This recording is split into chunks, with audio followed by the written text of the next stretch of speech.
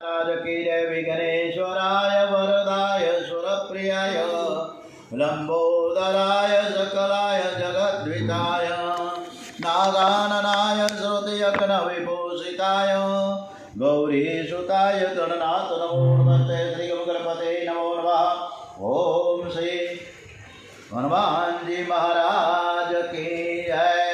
मनोजवं मारुततुल्य वेगं जितेन्द्रियं बुद्धिमतां वरिष्ठं वातात्मजं मुख्यं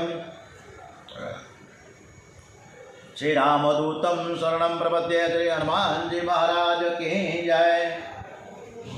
श्री रामचंद्र भगवान की जय। श्री सोमनाथ महादेव की जय। श्री गायत्री मात की जय। श्री कृष्ण कन्हैया लाल की जय। बालकृष्ण लाल की जय। डोगरे जी महाराज की जय। श्री सुखदेव जी महाराज की जय। ओम श्री व्यास नारायण भगवान की जय। भागवत भगवान जी महाराज की जय। ओम नमो भगवते वासुदेवाय। आज 6 मार्च शुक्रवार नो दिवस। जय संतोषी माता। आज फागण वद त्रीज है। આજની કથા આપણે કૃષ્ણ કન્યાને સરસ રીતે સંભળાવીએ એવા ભાવ સાથે કથા તરફ આગળ વધીએ। હિરણ્યકશિપુની કથા છે। ઓમ શ્રી કૃષ્ણ કન્યા લાલ की जय। નારદજી કહે છે કે વરાહ નારાયણે હિરણાક્ષનો વધ કર્યો ત્યારે દીતીને ઘણું દુઃખ થયું। દીતી એટલે એની માતૃશ્રી છે। હિરણ્યકશિપુ માતાને શાંત થવા કહે છે કે એ સમય અને સંજોગને પારખે છે તે મનમાં વિચારે છે। આજે વિષ્ણુ સાથે હું લડવા જ નહીં જાઉં। પહેલાં હું બ્રહ્માજીનું તપ કરીશ। મને અજર અમર થવાનું વરદાન આપશે ત્યારે હું વિષ્ણુ સાથે યુદ્ધ કરવા જઈશ। મને કોઈ મારી શકશે નહીં, પરંતુ હમણાં મારે કાંઈ બોલવું નથી। માને સમજાવ્યું છે બરાબર। અને હિરણ્યકશિપુ મંદરાચલ પર્વત ઉપર તપ કરવા જાય છે। હિરણ્યકશિપુની પત્નીનું નામ છે કયાધુ, પ્રહલાદજીની માતાશ્રી। હિરણ્યકશિપુ પત્નીને મળવા જાય છે ત્યારે પત્ની કયાધુ પૂછે છે કે તમે તપશ્ચર્યા કરી ઘરે ક્યારે આવશો? ત્યારે હિરણ્યકશિપુ કહે છે કે હું ઘરે ક્યારે પાછો ફરીશ એ હું હજી નક્કી ન કરી શકું। 10,000 વર્ષ, 12,000, 24,000, 36,000 ખબર નથી ક્યારે કેટલા વર્ષ થાય। અનેક સિદ્ધિઓ હાંસલ થશે બાદ જ હું ઘેર પાછો ફરીશ। હિરણ્યકશિપુ બ્રહ્માજીના મંત્રનો જપ કરવા લાગ્યા છે। અન્ન જળનો ત્યાગ કર્યો છે। સ્થિર આસને મનને એકાગ્ર કરીને તે બેઠા છે। આથી દેવો ગભરાયા। તેણે બૃહસ્પતિને પ્રાર્થના કરી। બૃહસ્પતિજી દેવોના ગુરુ છે। બૃહસ્પતિજીને પ્રાર્થના કરી કોઈ પણ રીતે હિરણ્યકશિપુની તપશ્ચર્યામાં વિઘ્ન રાખો, તેના તપનો ભંગ કરો। બૃહસ્પતિ પોપટ રૂપે મંદરાચલ પર્વત ઉપર આવ્યા। હિરણ્યકશિપુ જે જગ્યાએ તપ કરવા બેઠો હતો તેની નજીકના ઝાડ ઉપર બેસી નારાયણ શ્રીમન નારાયણ નારાયણ નારાયણ શ્રીમન નારાયણ નારાયણ નારાયણ બોલવા લાગ્યો છે। હિરણ્યકશિપુ મંત્રનો જપ કરવા લાગે છે। પોપટ નારાયણ નારાયણ બોલે। હિરણ્યકશિપુને થયું કે જે વિષ્ણુને મારવા માટે હું તપશ્ચર્યા કરું છું એનો આ પોપટ વારંવાર નામ લઈને ઉચ્ચારણ કરે છે। ખરા સમય આ પોપટ અહીં આવ્યો ક્યાંથી? મળતો પણ નથી। આજે તપશ્ચર્યામાં બેસવા માટે શુભ દિવસ નથી। આજે વિઘ્ન આવી ગયું છે। ફરી ક્યારે હું આવીશ એમ વિચારી તે કંટાળીને સાયંકાળે પાછો પોતાના ઘેર આવવા નીકળો। કયાધુને હિરણ્યકશિપુ તે જ દિવસે પાછો આવેલો જાણી ઘણું આશ્ચર્ય થયું, પરંતુ પતિનો ક્રોધી સ્વભાવ તે જાણતી હતી। તેથી મૌન રહી। પતિની ખાનગી વાત જાણવી હોય તો કયાધુને ગુરુ કરજો। ભોજનમાં વશીકરણ હોય છે। નોકરોને આજ્ઞા કરી મારા પતિદેવ માટે હું જ રસોઈ બનાવીશ। હોજે કાલિદાસને એકવાર પૂછેલું કે આ દુનિયામાં ખાંડ કરતાં વધારે ગયણું શું? કાલિદાસે ઝડપથી જવાબ આપ્યો છે કે વખાણ। કયાધુએ પતિ માટે જાતે રસોઈ બનાવી તેમની પાસે બેસીને જમાડવા લાગી। કયાધુ પોતાની સેવાથી પતિને પ્રસન્ન કરીને પૂછે છે કે નાથ, ઇન્દ્રાદિ દેવો આપણાથી તો થર થર થર થર કાંપે છે। તમે તો જીતેન્દ્રિય છો, તમે તો જ્ઞાની છો। આપના જેવો વીર ક્યાંય થયો જ નથી, થવાનો પણ નથી। એ તો હું ભાગ્યશાળી કે આપના જેવા મને પતિ મળ્યા। આપ ધારેલું કામ પાર પાડ્યા વગર ક્યારેય પાછા તો ફરો નહીં। પણ મને તો એવું લાગે કે આજે જરૂર કંઈક અજુગતો બરા પ્રસંગ બન્યો હશે અને તેથી જ તમે આજે પાછા આવ્યા હોય એવું લાગ્યું છે મને. હિરણ્યકશિપુ કયાધુને કહે કે હું કામ કર્યા વગર તો પાછો ન આવું, પણ એક વિઘ્ન આવ્યું. હું જ્યાં તપ કરવા બેઠો હતો ને ત્યાં એક પોપટ આવીને ઝાડ ઉપર બેસીને નારાયણ નારાયણ શ્રીમન નારાયણ નારાયણ નારાયણ બોલવા લાગ્યો. આથી મારા જપમાં વિઘ્ન થવા લાગ્યું. એટલે ફરી કોઈ વાર જવાનો વિચાર કરીને હું પાછો આવ્યો. કયાધુને આનંદ થયો તે વિચાર કરે કે મારા પતિ કોઈ દિવસ ભગવાનનું નામ ન લે, અને આજે વાતમાં ભગવાનનું નામ લેવાઈ ગયું. જો હું તમને કહીશ કે નારાયણની ધૂન કરો તો તે માનશે નહીં. ભારે અભિમાની છે, જેથી કોઈક યુક્તિ મારે કરવી પડશે. પતિ પાપ કરતા હોય ત્યારે કોઈ પણ યુક્તિથી તેને પાપ કરતા અટકાવે તે પત્ની. પતિ નાસ્તિક હોય તો તેને ધર્મ અને ભગવાનના માર્ગે વાળે તો ધર્મ એ ધર્મ પત્ની કહેવાય. કયાધુને મનમાં થયું કે મારા પતિ સાથે આજે યુક્તિથી હું વાર્તાલાપ કરું કે તેનો વારંવાર અજાણપણે પણ નારાયણનું નામ લેવું પડે. ભોજન થયા પછી શયન વખતે કયાધુ પતિની ચરણ સેવા કરવા લાગી. એ વખતે પૂછ્યા છે, આપે ભોજન વખતે જે વાત કરી પણ મારું ધ્યાન બરાબર ન હતું. હું તો તમને પીરસમાં રહી એટલે મારું ધ્યાન ન, તમે શું બોલ્યા એ મને ખબર નથી. કહો તો વનમાં શું થયું હતું? હિરણ્યકશિપુ કહે કે મેં મંદરાચલના વનમાં જઈને એકાંત જગ્યાએ બેસી જપની શરૂઆત કરી. ત્યાં પોપટ આવીને નારાયણ નારાયણ નારાયણ નારાયણ બોલવા લાગ્યા. એટલે મારા જપમાં ભંગ પડ્યો. કયાધુ કહે, પોપટ ઝાડ ઉપર બેસીને શું બોલતો હતો? હિરણ્યકશિપુ કહે, ભાઈ નારાયણ નારાયણ નારાયણ બોલતો હતો. અરે પોપટ થોડું કાંઈ બોલે, એને થોડી વાતા છે. મને સમજાતું નથી કે પોપટ કોઈ દિવસ બોલે નહીં, પણ ખરેખર પોપટ બોલતા હતા? તો કે હા, શું બોલતા હતા? ત્યારે હિરણ્યકશિપુ કે એ નારાયણ નારાયણ નારાયણ કહેતા હતા. એ વિચારો હિરણ્યકશિપુ કામ વશ થયેલો. એટલે કયાધુ જેમ પૂછે તેમ જવાબ આપ્યા કરે છે. અને હિરણ્યકશિપુને કયાધુ આ પ્રકારે વાર્તાલાપમાં વારંવાર નારાયણનું નામ લઈ રહ્યા. અને એ જ સમયે કયાધુને ગર્ભાધાન થયું હતું. એ વખતે પ્રહલાદજી માતાના ઉદરમાં આવ્યા છે. આથી હિરણ્યકશિપુ રાક્ષસ હતો, એમ છતાં પ્રહલાદજી મહાન ભગવત ભક્ત થયા. કયાધુની ગર્ભાવસ્થામાં જ હિરણ્યકશિપુ પાછો તપ કરવા ગયો. 36,000 વર્ષો સુધી તપશ્ચર્યા કરી અન્ન જળનો ત્યાગ કર્યો, ઘણા કષ્ટ વેઠ્યા. હિરણ્યકશિપુની તપશ્ચર્યા એકદમ ઉગ્ર બની. તેના શરીર ઉપર મોટો બધો રાફડો બંધાયો, છતાં તે તપ કરી રહ્યો. એના તપથી પ્રસન્ન થઈ બ્રહ્માજી ત્યાં આવ્યા. બ્રહ્માજી હાથમાં જળ લઈને રાફડા ઉપર છાંટ્યું એટલે રાફડાનું આવરણ દૂર થયું. અગ્નિકુંડમાંથી અગ્નિ જેમ બહાર આવે એમ રાફડામાંથી હિરણ્યકશિપુ બહાર આવ્યો. બ્રહ્માજી પૂછે કે બોલ તારી ઈચ્છા શું છે? હું પ્રસન્ન છું તારાથી, તારે જે માંગવું હોય એ તું માંગ. હિરણ્યકશિપુ કે મને અમર બનાવી દો. બ્રહ્માજી કે જેનો જન્મ થયો છે એને મરવું તો પડે જ, તેથી બીજું કંઈક માંગ. હિરણ્યકશિપુ કે હું દિવસે ન મરવું. હિરણ્યકશિપુએ કેટલું બધું માંગ્યું બ્રહ્માજી પાસે? હું દિવસે ન મરું, રાત્રે ન મરું, ઘરની અંદર ન મરું, ઘરની બહાર પણ ન મરું, શસ્ત્રથી ન મરું, અસ્ત્રથી પણ ન મરું, પશુથી ન મરું, માનવીથી ન મરું. આટલા બધા તમે વરદાન આપી દો. બ્રહ્માજી વિચાર કરે કે હિરણ્યકશિપુએ ખૂબ જ તપશ્ચર્યા કરી છે, મારે તેને વરદાન આપ્યા વગર છૂટકો નથી. બ્રહ્માજી વરદાન આપે છે. આથી હિરણ્યકશિપુની શક્તિ બધી કે ઇન્દ્રાદી દેવોનો તેના પરાજય કર્યો છે. ભાગવતમાં સમાધિ ભાવો મુખ્ય છે. દીતિ શબ્દોનો અર્થ થાય છે ભેદ બુદ્ધિ. ભેદ બુદ્ધિથી હિરણાક્ષ અને હિરણ્યકશિપુ જન્મે છે. મમતા અને અહંકાર જન્મે છે, પણ આ હું અને આ મારું એ ભેદ બુદ્ધિના સંતાનો છે. દીતિના બે દીકરા હિરણાક્ષ અને હિરણ્યકશિપુ એટલે કે મમતા અને અહંકાર. હિરણાક્ષ મમતાનું સ્વરૂપ છે, ત્યારે હિરણ્યકશિપુ એ અહંકાર અને અભિમાનનું સ્વરૂપ છે. મમતાને મારવી કંઈક સહેલી છે, જ્યારે અહંકારને મારવો ઘણો કઠિન છે. આપણામાં રહેલું અભિમાનને આપણે ઓછું ન કરી શકીએ. દિન પ્રતિદિન આપણું અભિમાન વધતું જ જાય. એટલે અભિમાનને મારવું બહુ કઠણ છે.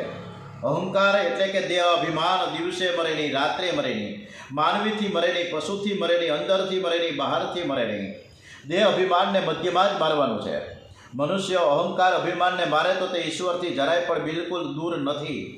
અભિમાન અંદર બેઠું છે. મનુષ્યને દુઃખ આપનાર અહંકાર છે.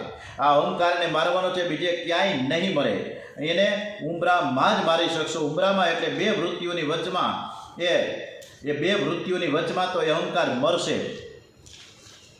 તપના કારણે હિરણ્યકશિપુની શક્તિ ખૂબ જ વધી ગઈ.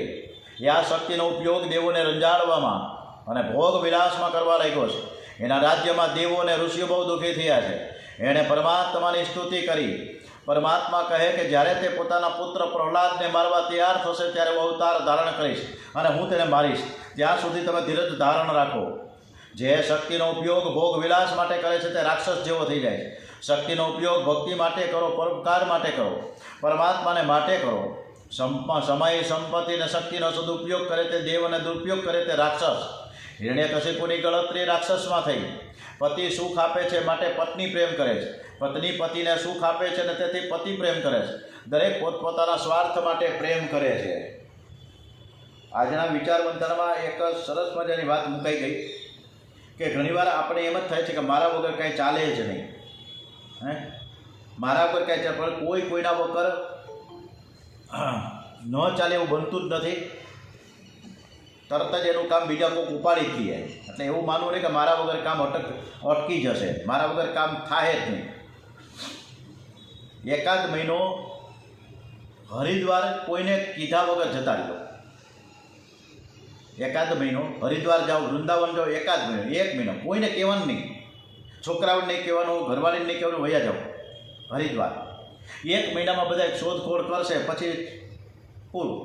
પછી કોણ તું કોણ હું ભૂલી જાય. અરે નામે ભૂલી જાય. એટલે માણસ ગુજરી જાય પછી થોડાક દિવસ હોય, પાછું ધીમે ધીમે બધું ભૂલાઈ જાય. આપણને આપણી ત્રીજી પેઢીની ખબર નથી. ઘણાને ત્રીજી પેઢી યાદ હોય તો ચોથી પેઢી અટકી જાય. ચોથી પેઢી કહો, અને કદાચ ચોથી પેઢી યાદ હોય તો 5મી પેઢી ભૂલાઈ જાય. એટલે કોઈને 7 પેઢી તો કોઈની યાદ જ નથી રહેતી. મને પણ 4 પેઢી સુધીમાં નામ આવે કે અમારા આશીષભાઈ, પછી મહેશભાઈ, પછી અમૃતલાલ, પછી ભગવાનજી, વજેરામ, જે પછી પૂરું થઈ ગયું. એટલે 4 પેઢીએ હું અટક્યો. વજેરામ બાપા પછી કોણ બાપા ખબર નથી. એટલે ત્રીજી, ચોથી, 5મી પેઢીએ આપણું નામ પણ ભવિષ્યમાં ભૂંહાઈ જાય, યાદે નહીં રહે. થોડાક દિવસ આપણા ફોટા ઉપર લગાડશે, હાર તોરા કરશે, ચંદન ચોખા લગાડશે, વરદી પછી ભૂલાઈ જાય. એ હારે હુકાઈ ગયેલો છે. એટલે કોઈના વગર કાંઈ કવે અટકતું નથી. એટલે બહુ જાજો બધો ફાંકો ન રાખો કે મારા વગર કાંઈ થાય જ નહીં. થાય જ છે. કાંઈ કામ કોઈનું અટકતું નથી. સંસારનું સમય ચક્ર ચાલ્યા જ કરે છે. જગતમાં પતિ પત્નીનો પ્રેમ, પિતા પુત્રનો પ્રેમ સ્વાર્થથી ભરેલો છે. સ્વાર્થ અને કપટ સિવાય બીજું કંઈ છે જ નહીં. પ્રહલાદજીની ગણતરી છે ને દેવોમાં થઈ છે. રાક્ષસમાં જન્મ, રાક્ષસ કુળમાં જન્મ છે પ્રહલાદજી, પણ છતાંય એની ગણતરી તો દેવોમાં થઈ. અને બાપ રાક્ષસ છે અને દીકરો દેવ છે. આવું ક્યાંય કુટુંબમાં બને? ન બને. અત્યારે છોકરાઓ રાક્ષસ જેવા થઈ ગયા છે. હમણાં એક બાપાને મારી નાખ્યા, કટકા કરી નાખ્યા. કટકા કરીને માથું પોંદળે ક્યાં લઈ ગયો? 23 કિલોમીટર દૂર જઈને નાખીએ એવું. પકડાઈ તો ગયો, મારીને અધમોવો કર્યો, પણ માથું હજી બધી મળ્યું નથી. આવી પરિસ્થિતિ અત્યારે છે. હિરણ્યકશિપુને ત્યાં પ્રહલાદનો જન્મ થયો છે. પ્રહલાદ ધીરે ધીરે મોટા થાય છે. પ્રહલાદજી જન્મથી જ મહાન ભગવત ભક્ત હતા. પૂર્વજન્મના મહાન યોગી ભક્ત છે. તે સર્વને આહલાદ અને આનંદ આપતા, એટલે તેનું નામ પડ્યું છે પ્રહલાદ. પ્રહલાદજી સતત નારાયણનું ધ્યાન કરે છે, નારાયણનું સ્મરણ કરે છે, નારાયણના નામનો જપ કરે છે. પ્રહલાદજી 5 વર્ષના થયા એટલે હિરણ્યકશિપુએ દૈત્યોના કુલગુરુ શુક્રાચાર્યના પુત્રો સંગ અને સંગામર્કને બોલાવીને કહે કે આ બાળકને રાજનીતિ ભણાવો. સંગામર્ક એટલે આમ 2 દીકરા છે, સંડ અને અમર્ક, અને એને ભેગું નામ કરી નાખ્યું સંગામર્ક. બોલાવીને કે આ બાળકને રાજનીતિ ભણાવો. સંગામર્ક પ્રહલાદજીને ઘેર લઈ જાય છે, ભણાવવા લાગે છે, રાજનીતિનું શિક્ષણ આપે. પરંતુ ગર્ભમાંથી આવ્યા ત્યારથી જ પ્રહલાદજીને ભક્તિનો રંગ લાગ્યો છે.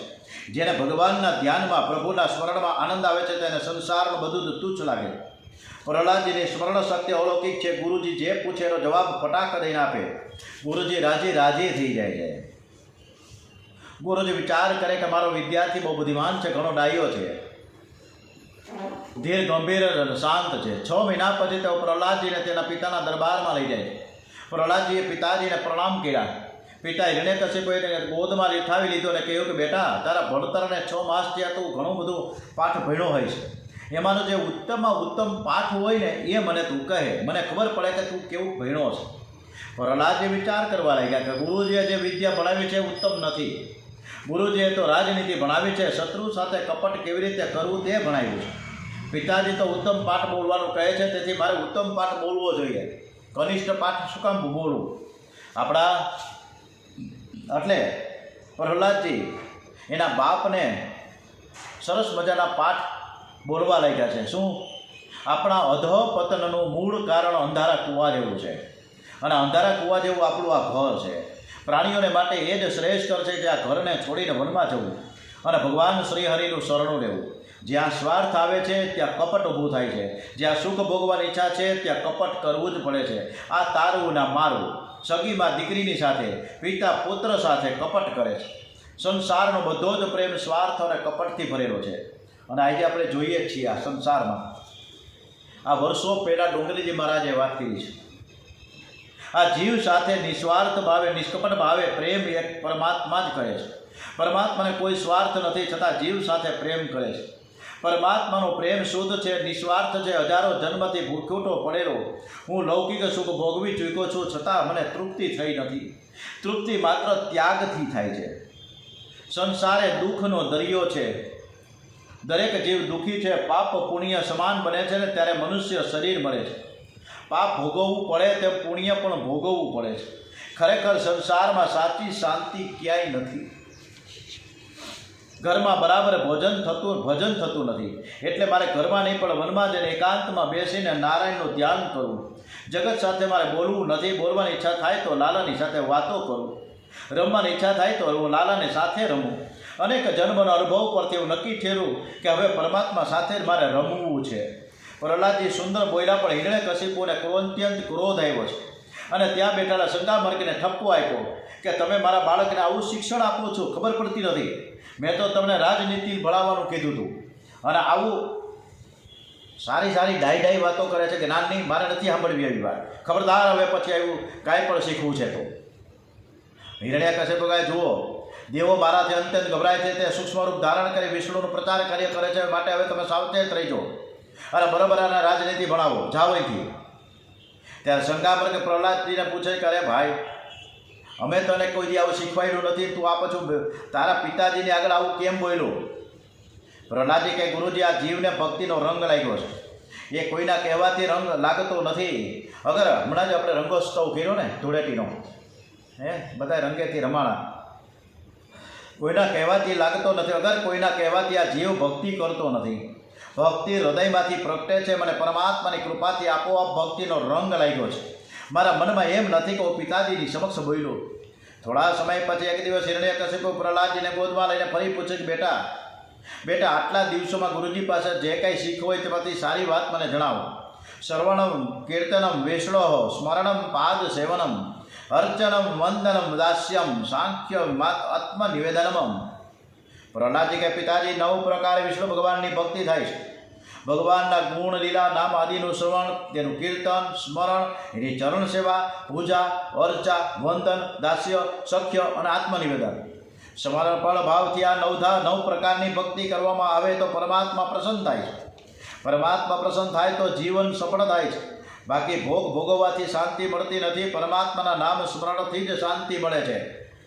મધુરમાં મધુર છે ને મંગલમાં મંગલ, પરમ પવિત્ર છે હરિનામ કેવલ.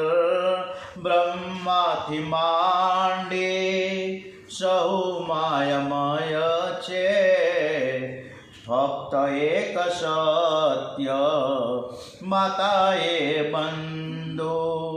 જે શીખવાડે લેવા હરિનામ કેવલ, ન વિશ્વાસ ક્યારે ખૂટે શ્વાસ માટે. જ્યારે શ્વાસ ખૂટી જાય ત્યાં સુધી હરિનામ લેવું જોઈએ.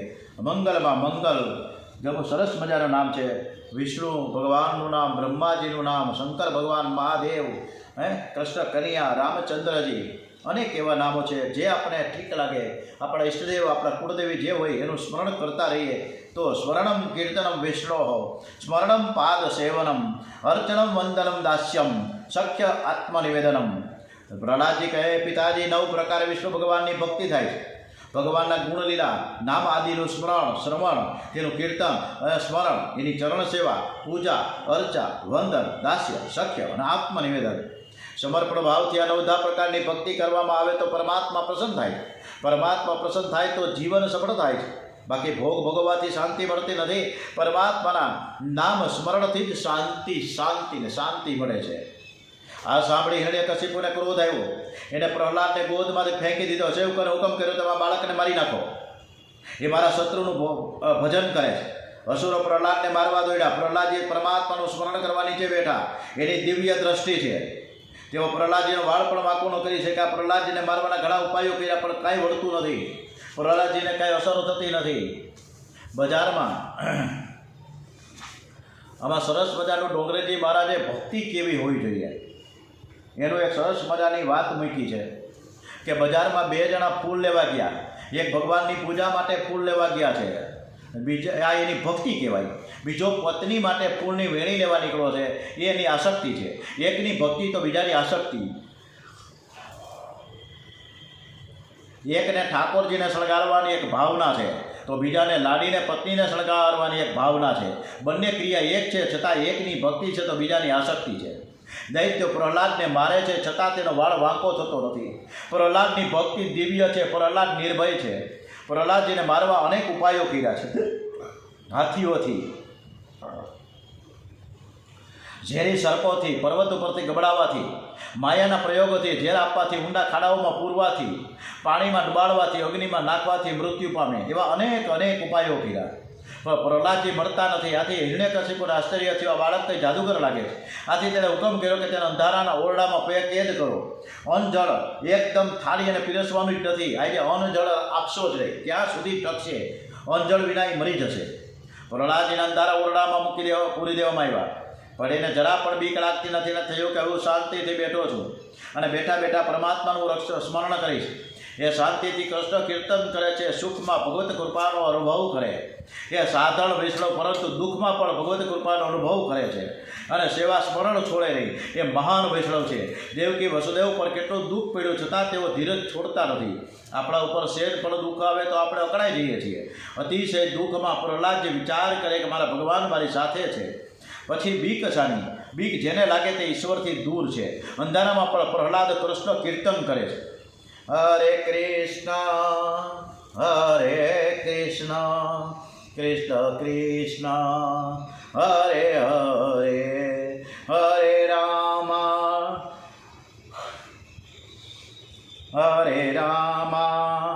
રામ રામ હરે હરે, હરે કૃષ્ણ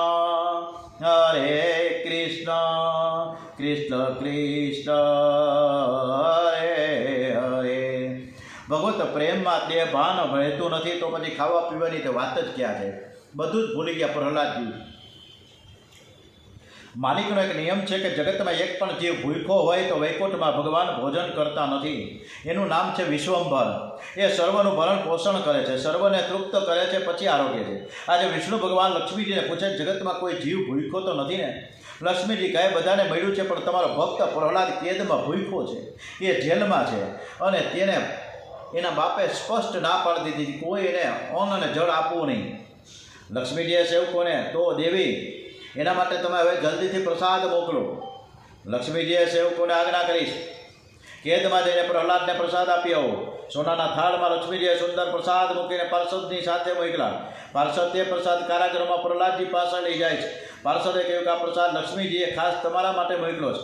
પ્રહલાદજીને આનંદ થયો, મારી માએ મારા માટે પ્રસાદ મોકલ્યો. અમારી બહુ કાળજી રાખે છે, તેમને મારી કેટલી બધી ચિંતા છે. પાર્ષદો પ્રસાદ આપી ચાલ્યા ગયા. પ્રહલાદજી પ્રસાદને વંદન કરી ભગવાનનું સ્મરણ કરતાં કરતાં પ્રસાદ આરોગ્ય છે. આ તો વૈકુંઠનો પ્રસાદ હતો. તેમાંથી કેસર અને કસ્તુરની સુગંધ આવતી હતી. તે હિરણ્યકશિપુના સૈનિકો કારાગૃહની બહાર પૈરો ભરતા હતા. તેમના મોઢામાં પાણી છૂટવા લાગ્યું. એમણે જઈને હિરણ્યકશિપુને ખબર આપી દરવાજો બંધ છે, પૈરો ભરીએ છીએ પણ પ્રહલાદ અંદર કંઈક ખાય છે. અંદર કંઈ ગરબડ જેવું લાગે છે. હિરણ્યકશ્યપુ ક્રોધમાં દોડતો આવ્યો, લાત મારીને દરવાજો તોડી નાખ્યો. અંદર જઈને જોઈએ તો પ્રહલાદજી પ્રસાદ ખાય. પૂછે છે કે સાચું બોલ, તને કોણ આપી ગયું? પ્રહલાદજી કે માના ઉદરમાં હતો ત્યારે જેણે મારું પોષણ કર્યું હતું તે જ અહીં આવીને મારે પોષણ કરે છે. હિરણ્યકશ્યપુ વિચાર કરે કે આ કોઈ પણ ઉપાય મળતો નથી, આ બાળક મને મારવા માટે આવ્યો છે કે શું? એ ગભરાયો. ત્યાં સંગામર્ક આવે છે. રાજાનો નિસ્તેજ ચહેરો જોઈને તે કહે છે કે તો બાળક છે, થોડા દિવસ પછી ભૂલી જશે. અમે એને વરુણ પાસમાં બાંધી રાખીશું. 4 મહિના પછી શુક્રાચાર્યજી આવશે ત્યારે તે જેમ કહે તેમ કરજો. અત્યારે તમે એને છોડી દો. સંગામર્ક પ્રહલાદને વરુણ પાસમાં બાંધીને આશ્રમમાં લઈ આવ્યા અને ત્યાં તેને રાખ્યા છે. આશ્રમમાં ઘણા રાક્ષસ વિદ્યાર્થી ભણે છે. તેમની સાથે વાતો કરવામાં પ્રહલાદજીને ખૂબ આનંદ આવે છે. સંગામર્ક તે બધા જ બાળકોને રાજનીતિ ભણાવતા એક દિવસ ગુરુજી બહાર ગયા અને ત્યારે બધા જ બાળકો દડો રમવા માટે તૈયાર થયા છે. પ્રહલાદજી બાળકોને કહે છે કે તમે અહીં બધા જ આવી જાઓ, આજે હું તમને એક નવીન રમત રમાડીશ. બધા જ બાળકો પ્રહલાદજીની આસપાસ વીંટળાઈને બેસી ગયા. પ્રહલાદજી બધા જ બાળકોને ભગવત ધર્મનો ઉપદેશ કરે છે. હે મિત્રો, આ સંસારમાં મનુષ્ય જન્મથી દુર્લભ છે. મનુષ્ય શરીર વડે અવિનાશી પરમાત્માની પ્રાપ્તિ થઈ શકે. પક્ષીઓ ભોગ ભોગવે છે, મનુષ્ય પણ ભોગ ભોગવે છે, પણ એટલું ધ્યાન રાખજો કે આપણને આ શરીર મળ્યું છે તે ભોગ માટે નથી મળ્યું, ભગવાનને પ્રાપ્ત કરવા માટે મળ્યું છે. શરીર નાશવંત છે, છતાં મનુષ્ય જન્મ દુર્લભ છે. અનેક વાર જન્મ મરણનો ત્રાસ ભોગવતો આ જીવ મનુષ્ય શરીરમાં આવ્યો છે, એટલે મનુષ્ય અવતાર મૂંગો છે. એમને મનુષ્ય અવતાર મળતો નથી, પણ ઘણા જન્મો પછી આ મળે છે. મનુષ્ય દુઃખ માંગતો નથી, છતાંય દુઃખ તો સામેથી આવી જ જાય છે ને. કોઈ એવી માનતા નથી રાખતું કે મને તાવ આવે તો હું સત્યનારાયણ ભગવાનની કથા કરીશ. એમ છતાં તાવ તો આવે જ છે. વગર પ્રયત્ને પ્રારબ્ધ પ્રમાણે જે દુઃખ આવે છે તેમ વગર પ્રયત્ને પ્રારબ્ધ પ્રમાણે સુખ મળે છે. સુખ અને દુઃખ પ્રારબ્ધને આધીન છે. જેના પ્રારબ્ધમાં સુખ લેખવું નથી તે બંગલામાં બેઠો હોય છતાં તેને શાંતિ મળે છે.